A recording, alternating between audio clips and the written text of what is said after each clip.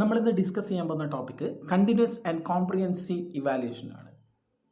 ഇത് നമ്മൾ സ്കൂളുകളിൽ കൂടുതലായിട്ട് കേട്ടുകൊണ്ടിരിക്കുന്ന ഒരു കാര്യമാണ് കണ്ടിന്യൂസ് ആൻഡ് കോംപ്രിഹെൻസീവ് ഇവാലുവേഷൻ എന്ന് പറയുന്നത്. നമുക്കതിൻ്റെ ഡെഫിനിഷനിലൂടെ ഒന്ന് കടന്നു പോകാം. The evaluation system used in school to assess the students' performance. It aimed to provide the holistic assessment of the students' ability beyond just their academic achievement.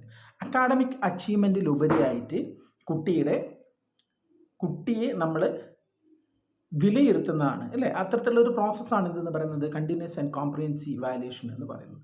ഒരു പക്ഷേ നമ്മളെല്ലാവരും ആ ഒരു കണ്ടിന്യൂസ് ആൻഡ് കോംപ്രിഹെൻസീവ് ഇവാലുവേഷൻ സിസ്റ്റത്തിലൂടെ കടന്നു പോയിട്ടുള്ള ഒരാളുകളാണ്. പണ്ട് കാലത്ത് നമ്മൾ ട്രഡീഷണലായിട്ട് ചെയ്തുകൊണ്ടിരുന്ന ഒരു മെത്തേഡ് എന്ന് പറയുന്നത് സമ്മേറ്റീവ് ഇവാലുവേഷൻ ആണ്, അല്ലെങ്കിൽ ടേം ആൻഡ് ഇവാലുവേഷൻ ആണ്.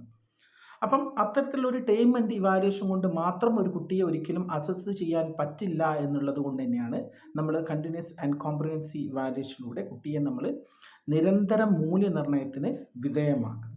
അപ്പം അത്തരത്തിൽ നമ്മൾ വിധേയമാക്കുന്ന ഒരു സമയത്ത് ഒരു കാര്യം എന്ന് വെച്ച് കഴിഞ്ഞാൽ കുട്ടിയുടെ ജസ്റ്റ് ഒരു അക്കാഡമിക് പെർഫോമൻസ് എന്ന് പറയുന്ന നമ്മളൊരു ക്ലാസ് ടെസ്റ്റിൻ്റെ ബേസിലല്ല കുട്ടിയെ നമ്മൾ അസസ് ചെയ്യുന്നത് അല്ലേ. അപ്പം regular assessment and evaluation through out there academic ഇയറിൽ ത്രൂ ഔട്ട് നമ്മൾ അവരുടെ അക്കാഡമിക് പെർഫോമൻസ് നമ്മളവിടെ വിലയിരുത്താണ്. അപ്പം വിലയിരുത്തുന്ന സമയത്ത് കുട്ടിയുടെ ഒരുപാട് കാര്യങ്ങൾ നമ്മളവിടെ കൺസിഡർ ചെയ്യും. ലൈക്ക് ദർ അക്കാഡമിക് പെർഫോമൻസ് അത് നമ്മൾ വിലയിരുത്തുന്നുണ്ട്. അതേപോലെ തന്നെ കുട്ടിയുടെ extracurricular activity like sports, ആർട്സിലൊക്കെ കുട്ടിക്ക് എത്രമാത്രം പെർഫോം ചെയ്യാൻ പറ്റുന്നുണ്ട്, കുട്ടി എത്രമാത്രം സജീവമായിട്ട് ആക്റ്റീവ്ലി പാർട്ടിസിപ്പേറ്റ് ചെയ്യുന്നുണ്ട് എന്നുള്ളതൊക്കെ നമ്മളവിടെ വിലയിരുത്തും. കുട്ടിക്ക് ലൈഫ് സ്കിൽസുകൾ ഇൻക്രീസ് ചെയ്തിട്ടുണ്ടോ, communication, team work, problem solving skills, ഇത്തരത്തിലുള്ള കുട്ടിയുടെ ലൈഫ് ഓറിയൻറ്റഡ് ആയിട്ടുള്ള സ്കിൽസുകൾ കുട്ടിക്ക് കൂടിയിട്ടുണ്ടോ എന്നുള്ളത് നമ്മളവിടെ അസസ് ചെയ്യുന്നു. അതേപോലെ തന്നെ കുട്ടിക്ക് ചില ആറ്റിറ്റ്യൂഡ്സ് ആൻഡ് വാല്യൂസ് ക്രിയേറ്റ് ചെയ്തിപ്പെട്ടിട്ടുണ്ടോ, ലൈക്ക് എമ്പതി ഉണ്ടായിട്ടുണ്ടോ, സിമ്പതി ഉണ്ടോ, അതേപോലെ തന്നെ കുട്ടിക്ക് റെസ്പോൺസിബിലിറ്റി, ഒരു പ്രോബ്ലം അല്ലെങ്കിൽ ഒരു സിറ്റുവേഷനിൽ എന്തെങ്കിലും ഒരു കാര്യത്തിൽ റെസ്പോൺസിബിൾ ആയിട്ട് ലീഡർഷിപ്പ് ക്വാളിറ്റി ഒക്കെ ഉണ്ടായിട്ടുണ്ടോ. ഇത്തരത്തിലുള്ള നിരന്തരമായിട്ടുള്ള കോംപ്രിഹെൻസീവ് ഇവാലുവേഷൻ മെത്തേഡുകൾ നമ്മളിതിൻ്റെ അകത്ത് ത്രൂ ഔട്ട് ദർ അക്കാഡമിക് ഇയറിൽ നമ്മളത് കൺസിഡർ ചെയ്യുന്നുണ്ട്.